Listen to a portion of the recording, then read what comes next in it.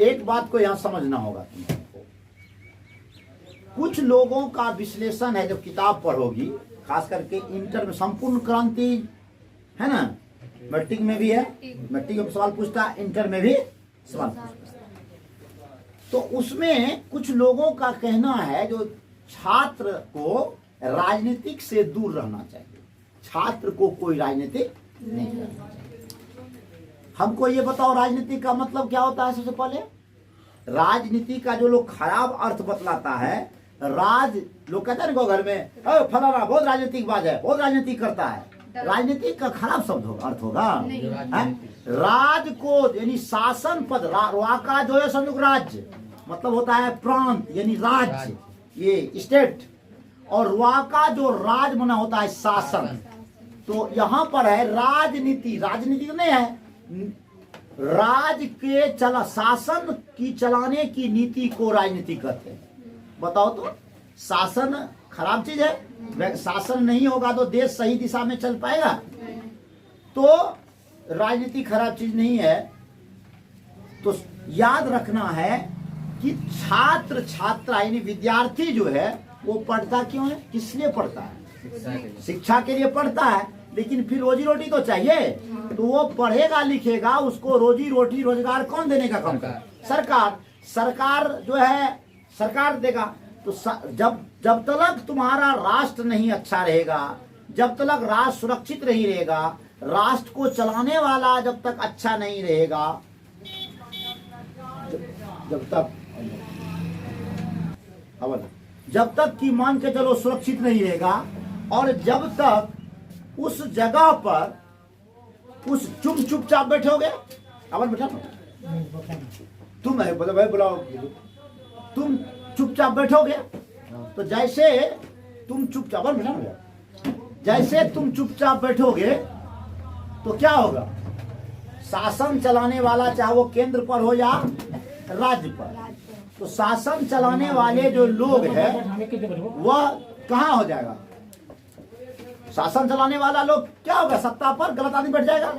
और गलत जब व्यक्ति बैठेगा तो दो ढंग की राजनीति की जाती है, दो ढंग का शासन व्यवस्था की जाती है। एक होता है राष्ट्र के प्रति चिंता, देश के प्रति चिंता, है ना, और एक होता है जो अपने प्रति चिंता। हमारा अब हम प्रधानमंत्री है, हम मुख्यमंत्री है, हम सांसद है, हम विधायक है, हमारा बेटा कैसे सेट हो। कल हम देख रहे थे एक नेट पर रामविलास पासवान से किसी ने पूछा, कहा कि जो आप मुख्यमंत्री बिहार का बनिएगा, कहा नहीं मैं कभी ऐसा सोचा नहीं हूं, मैं तो केंद्र का सब राजनीति क्या हूं, मिनिस्टर रहा हूं। कहा आपका भाई जो है रामचंद्र पासवान, वो कहा जो कि मेरा भाई मुख्यमंत्री बनेगा। तो उस पर रामविलास पासवान ने कहा जो मेरा छोटा भाई है। तो बताइए वो ऐसा कहा तो कौन सा गलत कहा। और हमारा तीनों भाई में जो प्रेम है, इतना प्रेम है, जो लोग बिहार में उपमा देता है, लोग उदाहरण देता है, जो एकता देखना हो तो रामविलास पासवान के भाई में देखो। हम कभी भी छोटा भाई को छोटा भाई नहीं समझे, हम पुत्र समान समझे। तो उस पर वो जो मीडिया वाला था वो सवाल दागा, जो आप पर तो परिवारवाद का भी आरोप लगा है, जो आप अपनी पार्टी में लोजपा में जो है अपने सब भाई को सांसद बना दिए, है ना, और किसी को उपाध्यक्ष बना दिए पार्टी का, किसी का अध्यक्ष बना दिए। तो परिवारवाद का मतलब राजनीति में क्या होना चाहिए, परिवारवाद, ये भी सवाल है तुम्हारा, ये भी तुम विषय पर होगा। हाँ, राजनीतिक और परिवारवाद, राजनीति में परिवारवाद होना चाहिए।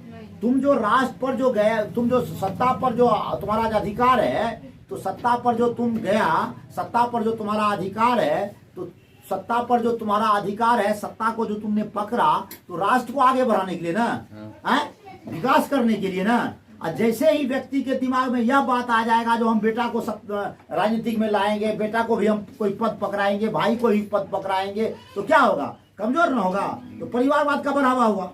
लेकिन सत्ता को कौन संभालेगा। मान लो भारतीय जनता पार्टी है या कांग्रेस पार्टी है, तो कांग्रेस पार्टी जो सोनिया गांधी है वो हर वक्त क्या सोचती रहती है, किसको प्रधानमंत्री बनाने, परिवार, किसको प्रधानमंत्री बनाना, सोनिया गांधी, किसको, अपने बेटे, क्या नाम है उसका, क्या नाम है सोनिया गांधी बेटा, राहुल गांधी का। राहुल गांधी के पास वो काबिलियत है, वो बुद्धि है जो प्रधानमंत्री बन जाएगा, लेकिन वह तो सोच रहा है जो कि हम प्रधानमंत्री बना दें। तो गलत आदमी जब सत्ता पर बैठेगा तो उसका तो काम हो जाएगा। वो तो जान जाएगा जो कि हमारा बेटा प्रधानमंत्री बन गया, लेकिन तुम्हारा हमारा हासिल क्या होगा ना। तो उसके पास तो ताकत है। क्या दो ही पार्टी अभी, भारतीय जनता पार्टी या कांग्रेस पार्टी, दो ही पार्टी का कोई बन सकता है प्रधानमंत्री, तीसरा कोई नहीं अभी फिलहाल।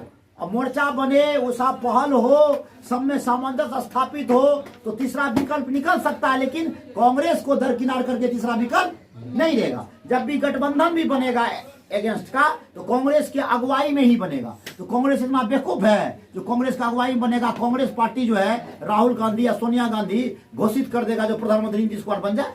बेवकूफ है, सबसे बड़ी पार्टी है, राष्ट्रीय पार्टी है। अगर वो ऐसा सोचता है, ऐसा करता है तो फिर तो उसका प्रतिष्ठा धूमिल हो जाएगा, धूमिल हो जाएगा ना। इसका मतलब वो अपने आप को हार मान लिया। तो रामविलास पासवान ने कहा, अब बताओ कितना गलत बात बोल दिया। रामविलास पासवान ने कहा जो हाँ हम सोचते हैं जो मेरा भाई मिनिस्टर बने, मेरा भाई सांसद बने, मैंने बनाया। तो आप क्या सोचते हैं जो हम बड़ा ऑफिस में रहें, हम मिनिस्टर रहें और मेरा भाई जाकर के मजदूरी करे। देखो जब तुम सत्ता आप संभाला केंद्र का, तो अगर खेत में मजदूर उसी का बिरादरी का मान लो, शेड्यूल कास्ट का मान लो, खेत में मजदूरी करता है ना, करता है लोग, करता है ना। लेकिन वो क्या सोचा जो मेरा भाई मजदूरी नहीं करे, मेरा भाई मजदूरी नहीं करे, लेकिन ये जनता जनार्दन और मेरा बिरादरी जो शेड्यूल कास्ट जो है जितना भी है, दलित महादलित या पिछड़ी जाति जो है, ये मजदूरी करे तो करे, कोई बात नहीं है। वो तो स्पष्ट कर दिया हम सत्ता में इसलिए आए हैं जो हम भाई को बनाने के लिए आए हैं, भतीजा को बनाने के लिए आए हैं, ये सोच करके आया। तो जब तक छात्र चुप्पी साधेगा, मालूम होगा ना कांग्रेस का एक छात्र आजादी बाद राज था ना। कौन आंदोलन हुआ सबसे बड़ा, कौन क्रांति हुआ, संपूर्ण कौन नेतृत्व किया था, जयप्रकाश नारायण। उस संपूर्ण क्रांति को कौन आंदोलन कहा जाता है, छात्र आंदोलन। छात्र आंदोलन हुआ और प्रथम बार देश में गैर कांग्रेसी सरकार बना, मोरारजी देसाई बना था ना। हालांकि ज्यादा दिन नहीं चला लेकिन बना ना। सत्ता को अलगा दिया ना, सत्ता को उखाड़ कर फेंक दिया ना, धाराशाही कर दिया ना। तो छात्र अगर चुपचाप बैठेगा, राजनीतिक से अगर दूर हो जाएगा, फिर गलत आदमी सत्ता पर आ जाएगा। जब रोजगार का सृजन ही नहीं होगा, तुमको पढ़ने लिखने से क्या होगा। एक से एक ग्रेजुएशन किया हुआ भटकता है ना। क्यों कि सरकार जो है वह देश पर ध्यान ही नहीं दे रहा है, वह यह दिमाग लगा ही नहीं रहा है जो रोजगार का हम सृजन कैसे करेंगे जो काफी मात्रा में लोग रोजगारमंद हो, है ना। संविधान तुमको कहता है जो समानता का अधिकार है, समान अधिकार है। अभी एक कोई आदमी का 5,000 रुपया महीना 12 महीना नहीं कमाता है। एक आदमी ऐसा है जो 60,000 रुपया उसका मासिक वार्षिक उसका आय नहीं है।